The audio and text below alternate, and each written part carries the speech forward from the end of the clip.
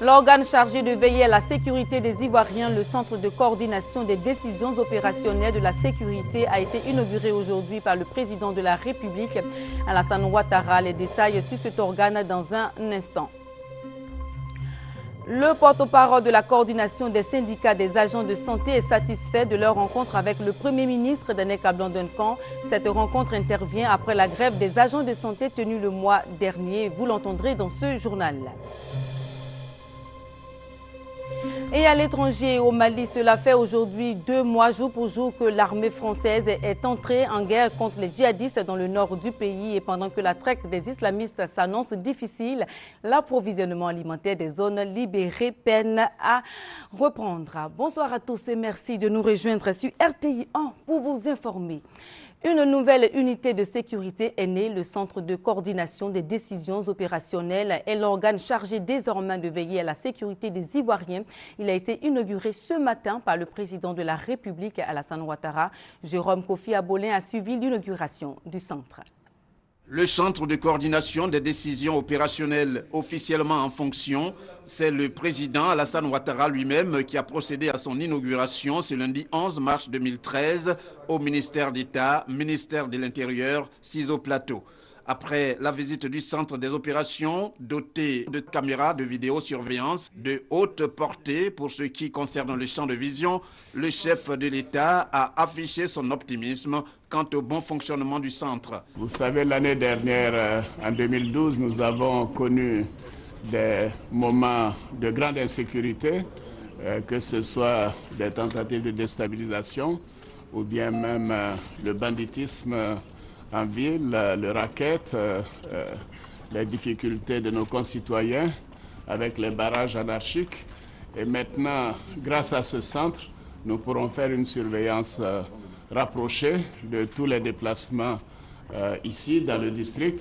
Abidjan a été divisé en 5 districts et nous avons mobilisé 750 policiers, gendarmes et militaires qui auront donc la responsabilité, bien sûr, sous l'autorité des officiers de la police, de la gendarmerie comme des FRC, de surveiller donc la ville d'Abidjan et progressivement l'ensemble du territoire national. C'était un investissement important. Nous considérons qu'il y avait urgence à arriver à mettre en place ce centre, à suivre de très près donc le renforcement de la sécurité. Nous donnerons tous les moyens à ce centre et aux éléments qui sont chargés de la sécurité. Je veux préciser qu'il s'agit bien sûr d'une opération d'urgence ponctuelle. Ce n'est pas donc la mise en place d'un sécos bis. Je voudrais rassurer nos concitoyens. Nous tenons à la liberté de mouvement, à la tranquillité de nos concitoyens. Il s'agit donc de faire en sorte que les Ivoiriens et bien sûr toutes les populations qui vivent en Côte d'Ivoire soient pleinement dans la sécurité. Nous allons renforcer ce dispositif. Nous y mettrons des moyens additionnels, des caméras additionnelles. Et donc je voudrais dire à toutes les populations qu'au fil des jours, la sécurité à Abidjan sera véritablement renforcée. Les éléments du centre, aussitôt mis en mission par le chef de l'État, il va sans dire que les moyens ne font pas défaut avec les véhicules de patrouille et d'intervention dont les clés ont été remises au ministre d'État, ministre de l'Intérieur par le président de la République Alassane Ouattara. Une 50aine de ces véhicules ont été présentés au cours de cette cérémonie. Et justement, le ministre d'État, ministre de l'Intérieur et de la Sécurité, Ahmed Bakayoko, était sur le plateau de 20h aujourd'hui. Il a donné des explications sur les missions de cette nouvelle unité et a rassuré les Ivoiriens que leur sécurité sera plus que jamais garantie avec l'intégration de nouvelles technologies. À renforcer les capacités d'écoute, de sorte que même quand vous êtes braqués aux 2 plateaux, nous avons des films, nous aurons des films de tout ce qui sera passé dans certaines artères pas loin de chez vous. Donc avec l'heure précise du braquage, on pourra remonter et vous trouver la photo de la personne qui conduisait votre voiture, qui est sortie de chez vous, etc. Donc c'est des moyens techniques modernes qui vont nous permettre de réduire la manipulation de l'homme, mais de garantir une sécurité solide. Aujourd'hui, je sais que nos concitoyens souffrent de ces raquettes, de ces barrages. une des recommandations du président, il a demandé que le racket cesse. Il a demandé d'être ferme, sans faiblesse, vis-à-vis de ceux qui n'ont pas compris qu'on ne peut pas prospérer dans le racket. Il a demandé que les tracasseries cessent, que les Ivoiriens soient bien reçus par les forces de l'ordre. Nous avons donc cette équipe de 750 personnes qui seront reconnaissables au brassard. Ils auront un brassard. Et si le soir, vous voyez un policier, un militaire, un gendarme qui n'a pas ce brassard, c'est qu'il n'obéit pas à ce dispositif. Il est hors la loi, il sera arrêté. Donc, ça ne va pas se faire en 2 jours. Mais je vous assure, la volonté est là. Les moyens aujourd'hui sont là. Et j'ai bon espoir qu'ensemble avec les Ivoiriens, nous puissions constater dans les semaines et mois qui viennent une très nette amélioration en matière de sécurité en Côte d'Ivoire et principalement à Abidjan, qui est le point de démarrage. Vous le savez, hier, le chef de l'État, Alassane Ouattara, était en Guinée, à Conakry, avec les présidents des pays membres de l'Union du fleuve Mano pour apporter son soutien au processus démocratique engagé dans le pays. Visite d'amitié, mais surtout visite de travail. Et les chefs d'État ont exprimé leur volonté d'accompagner le peuple et le gouvernement guinéen vers l'apaisement des tensions sociales. Le résumé de cette visite avec Jérôme Kofi Aboulin. C'est une visite d'amitié et de travail de 24 heures qui a conduit le président Alassane Ouattara en Guinée ce dimanche 10 mars 2013. Le président de la République de Côte d'Ivoire avec 2 autres chefs d'État de la sous-région autour du président guinéen Alpha Condé. Et il s'agit du président sierra-léonais Ernest Bai Koroma et de la présidente du Libéria Hélène Johnson Sirleaf. La rencontre qui a fait l'objet de leur déplacement dans la capitale guinéenne s'est déroulée au Case de Bellevue de Conakry. Une rencontre dans le cadre des consultations périodiques entre les présidents de l'Union du fleuve Mano.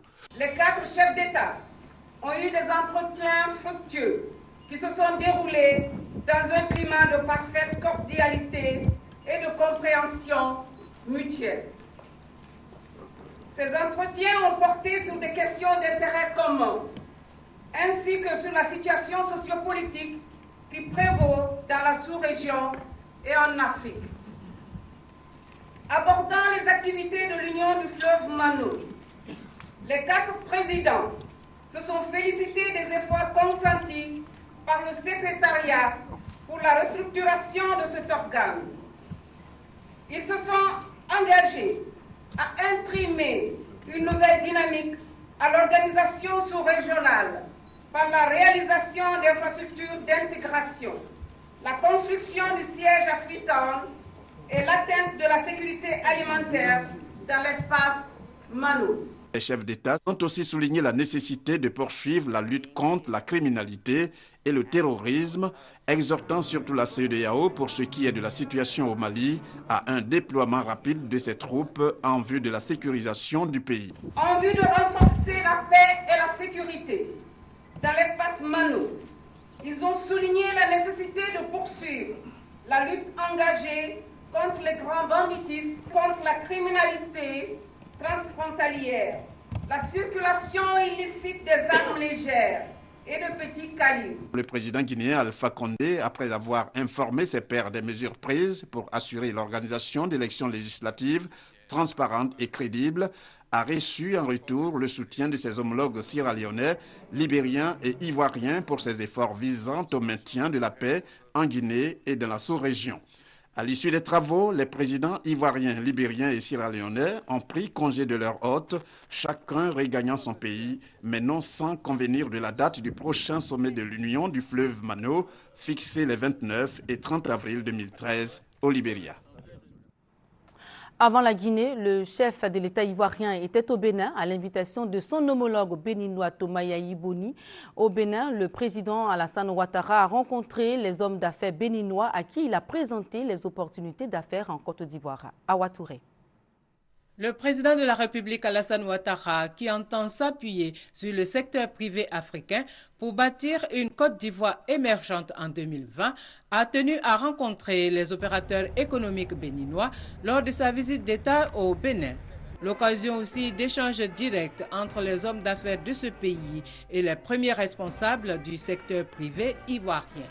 Le directeur général du Centre de promotion des investissements en Côte d'Ivoire, Essis Esmel, à la demande du président de la République, a présenté aux opérateurs économiques béninois les avantages qu'il y a à investir en Côte d'Ivoire. Le guichet unique du CPC, le décret qu'il a créé l'a défini comme étant le guichet unique d'investissement en Côte d'Ivoire. Ce guichet se traduit par une direction du guichet donc, qui comporte 4 portes.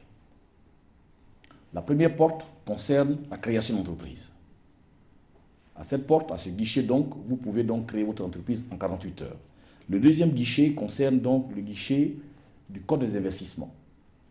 Son Excellence, Monsieur le Président de la République a signé une ordonnance pour rénover un Code des investissements depuis le mois de juin 2012 et qui permet donc d'offrir plus d'avantages aux investisseurs. Alors, donc, à ce guichet, il a été instruit donc, au CPC de pouvoir, en 21 jours, délivrer l'agrément à l'investisseur qui en fait la demande.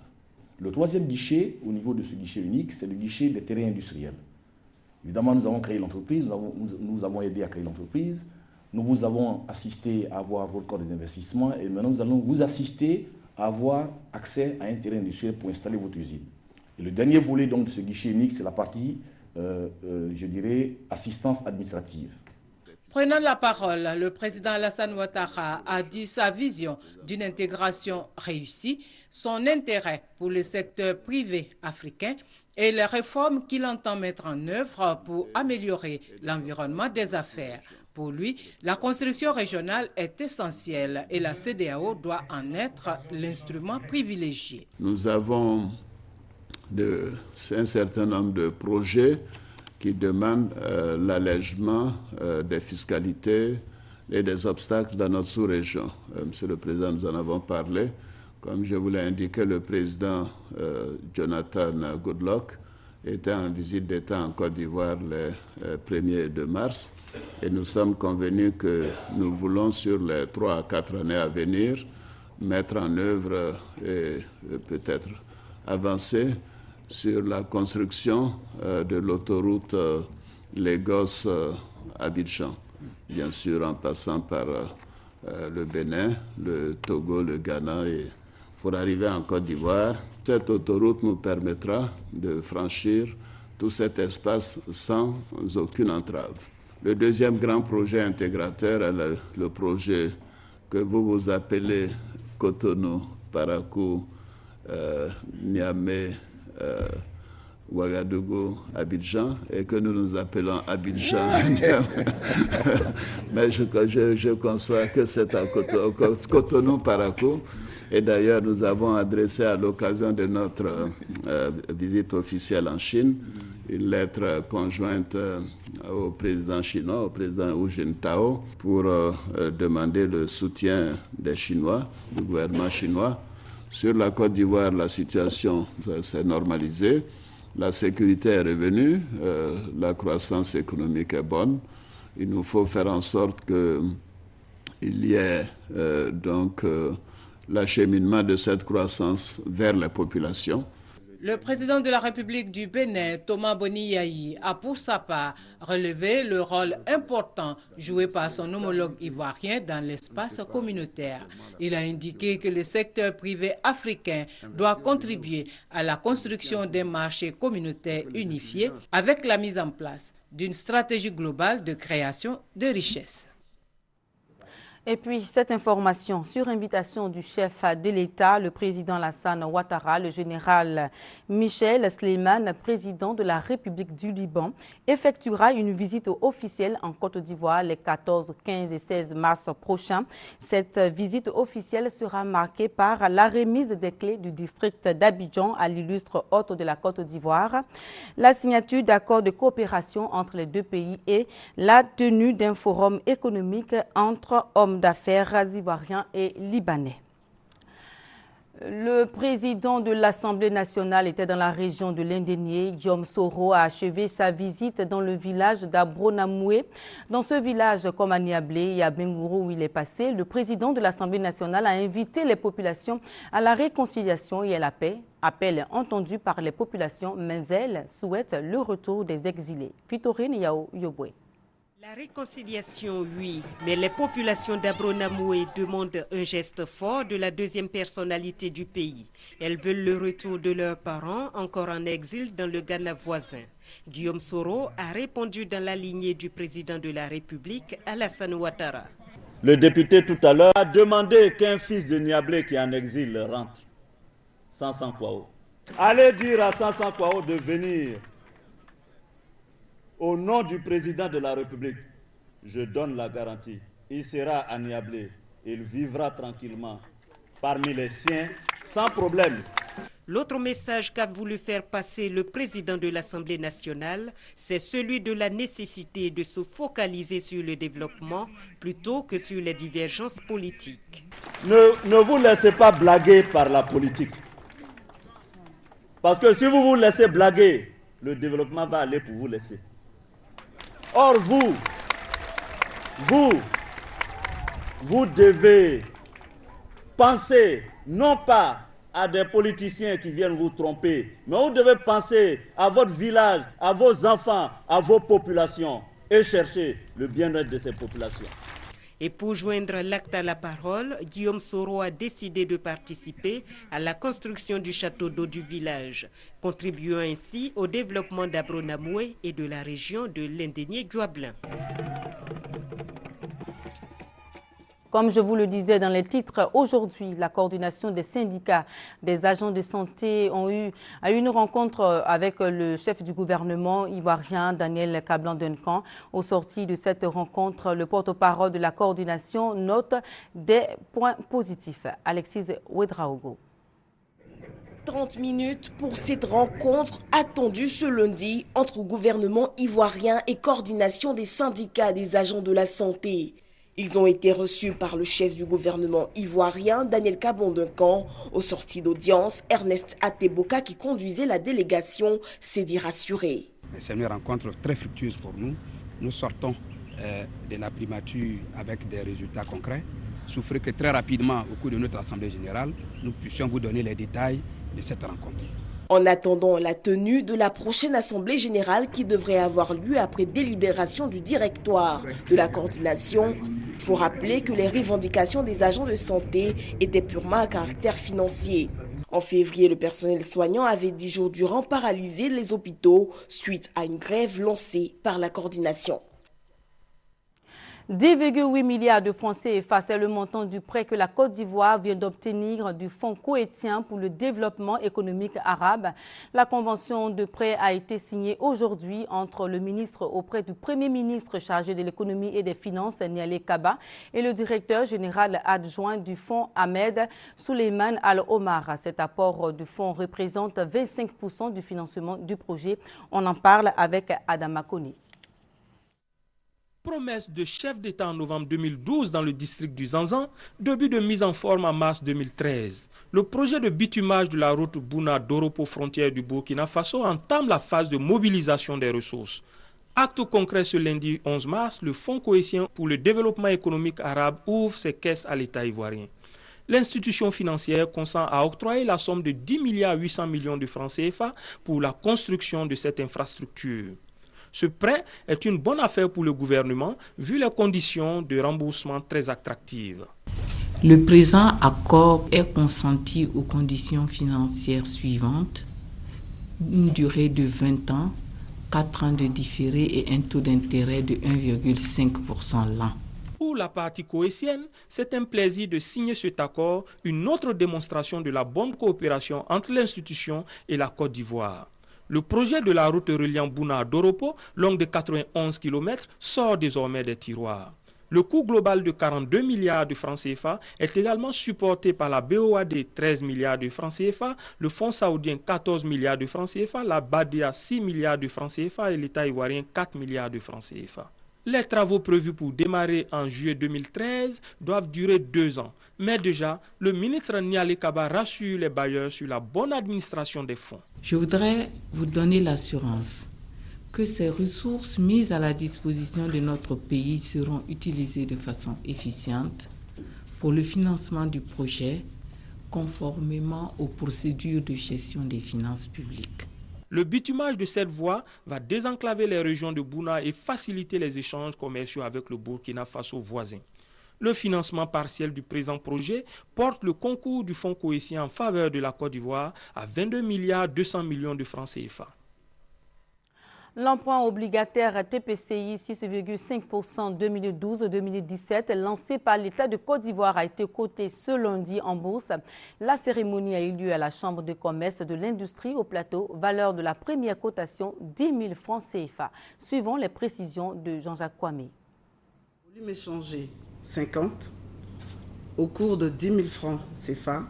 10 000 francs CFA, c'est la valeur nominale de la première cotation de l'emprunt obligataire de l'État de Côte d'Ivoire dénommé TPCI 6,5% 2012-2017, donnée ce lundi à 10h45 par la représentante du ministre en charge de l'économie.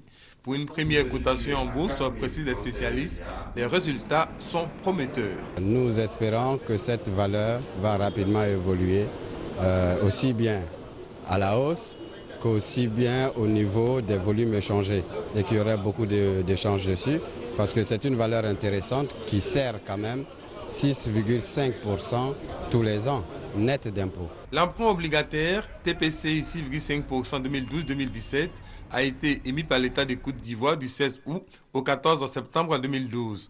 Objectif, financer une partie des investissements prévus dans le budget 2012 en vue de faire face à la reconstruction post-crise. Sur les 60 milliards de francs CFA attendus, 93 milliards ont été mobilisés, signe que l'État de Côte d'Ivoire retrouve sa crédibilité. C'est une opération qui a connu un grand engouement.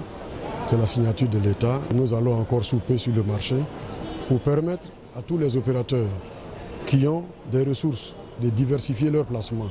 Avec cette nouvelle cotation, le Trésor public de Côte d'Ivoire entretient 5 lignes obligataires inscrites à la BRVM, Bourse régionale des valeurs mobilières. BRVM qui occupe désormais la 6e place sur les 23 bourses que compte le continent africain. La 8e conférence annuelle ordinaire de l'Église méthodiste unie de Côte d'Ivoire s'est achevée par un culte de clôture au temple Bethel d'Abobo Baoulé. Débuté le 5 mars dernier, les assises se sont déroulées autour du thème « Aimer en parole et en acte ». L'un des faits marquants de cette conférence, le retour d'un des dissidents de 2008 en la personne du pasteur Louis Amani Esmel. Honorine Agnégori. En choisissant pour thème « Aimer en parole et en acte » lors des 8e conférences annuelles ordinaires, l'Église méthodiste unie de Côte d'Ivoire veut prôner l'amour dans les cœurs de ses fidèles et inviter les Ivoiriens à donner leur vie pour leurs frères. Les résolutions prévoient aussi la construction d'infrastructures scolaires et hospitalières avec toutes les commodités pour les personnes handicapées et la lutte contre le VIH-Sida. La levée de suspension du pasteur Amari Esmel, parti de l'Église en 2008, qui est de retour, a constitué l'un des temps forts de cette 8e conférence annuelle ordinaire. Je voulais se mettre reconnaissant envers cette Église qui m'a formé et qui m'a permis d'être ce que je suis aujourd'hui. Ce serait très ingrat de ma part de faire subir le tort à mon Église. Prédication, prière, louange, scène ont marqué le culte de clôture de cette conférence de l'Église méthodiste unie dont tire ici les enseignements le premier responsable de l'Église, le bishop Benjamin Boni. Nous voulons d'autres bâtiments. Nous devons par exemple tenir compte, comme cela a été décidé, des handicapés. Il y a des décisions qui ont été prises de l'ordre de la formation, de l'ordre de l'évangélisation, de l'ordre de l'investissement, parce que les charges deviennent de plus en plus lourdes. Il faut penser à l'avenir. La célébration du centenaire est prévue pour le 8 août 2014. Un autre mot de religion, demain mardi 12 mars s'ouvre au Vatican le conclave qui élira le successeur de Benoît XVI. L'on connaîtra peut-être le nom du nouveau pape au sortir de ce conclave. Et toujours à l'étranger, cette fois-ci, on s'intéresse maintenant au troisième titre de ce journal et on se rend dans le nord du Mali où l'approvisionnement alimentaire des villes dans le nord du pays reprend difficilement après 2 mois jour pour jour aujourd'hui du début de l'opération Serval de l'armée française. Regardez. Depuis la fermeture de la frontière algérienne, les villes du Nord Mali souffrent de pénuries alimentaires. L'approvisionnement par la route depuis Bamako reste très long et difficile. Le programme alimentaire mondial a préféré affréter des pirogues qui remontent le fleuve Niger pour alimenter Tombouctou et Gao. 2000 tonnes de riz et produits de base ont pu arriver ces derniers jours dans la région de Tombouctou. Ce don est venu à point nommé. D'autant plus que nous sommes coupés d'un peu partout, du sud aussi bien que de l'est, que nous sommes un peu ravitaillés par l'Algérie qui a fermé ses frontières et au niveau de Bamako, je veux dire vers le sud, et là aussi il y a l'insécurité. L'approvisionnement logistique des villes du Nord reste toujours difficile en raison de l'insécurité qui persiste dans toute la région. Des poches djihadistes demeurent notamment autour de Gao et l'armée française poursuit son travail de sécurisation. Avec l'aide de la population, elle détruit les caches d'armes laissées par les groupes terroristes. Nous sommes vraiment rassurés. Les djihadistes ont laissé des munitions, ils ont laissé beaucoup d'armements que l'armée française est venue détruire. Une fois la région sécurisée, les organisations humanitaires espèrent pouvoir fournir une aide alimentaire à plus de 150 000 personnes vivant dans les villes du Nord Mali. Il faudra également assurer l'approvisionnement en nourriture des 8000 soldats africains appelés à remplacer les forces françaises dans les mois à venir. Un mot de sport, le président de la Confédération africaine de football, CAF, Issa Hayatou, a été réélu pour un 7e mandat hier à Marrakech lors de la 35e Assemblée générale de la CAF. Il était le seul candidat à sa propre succession, âgé de 66 ans. Issa Hayatou, président de la CAF depuis sa première élection en 1988, a été réélu à l'unanimité. Regardez. Indéboulonnable, Issa Hayatou. Pour la 7e fois consécutive, il a été reconduit à la tête de la Confédération africaine de football. Un vote à l'unanimité et sans véritable enjeu. Son seul adversaire, Jacques Anouma, ancien de la Fédération ivoirienne de football, n'avait pu se présenter à cause d'un amendement adopté l'année dernière. Pour certains professionnels du football africain, Issa Hayatou doit sa réélection à son bilan. Il continue toujours à travailler pour le football africain parce que nous ne devons pas exclure qu'il a fait pas mal de choses. Les places que nous avons au niveau des compétitions des Jeux Olympiques et puis au niveau de la Coupe d'Afrique des Nations, nous sommes passés de 8 équipes à 16 équipes. Mais les années Hayatou, ce sont aussi des scandales en tout genre. En 2010, il est accusé d'avoir touché des pots de vin. Une personnalité controversée qui reste néanmoins populaire au sein des fédérations nationales. Il y a eu beaucoup de rumeurs, mais moi je préfère considérer qu'il y a d'abord présomption d'innocence. Aucune preuve formelle n'a été établie attestant que M. Issa Hayatou s'était rendu coupable de telle ou telle malversation. Formation des joueurs, renforcement des sélections nationales, les professionnels attendent beaucoup de ce nouveau mandat. Le dernier, si l'on en croit Issa Hayatou, âgé aujourd'hui de 66 ans. Il devrait se consacrer à la fondation qu'il vient de créer. Elle viendra en aide aux ex-gloires du football africain en difficulté.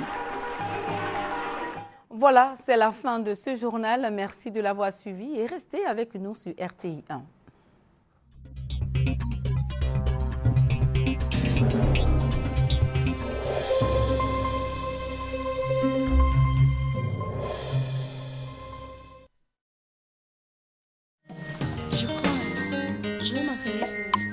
Allô? Allô, tu es chez toi? Oui, je suis chez moi. Tu viens? Non, pas avant une certaine heure.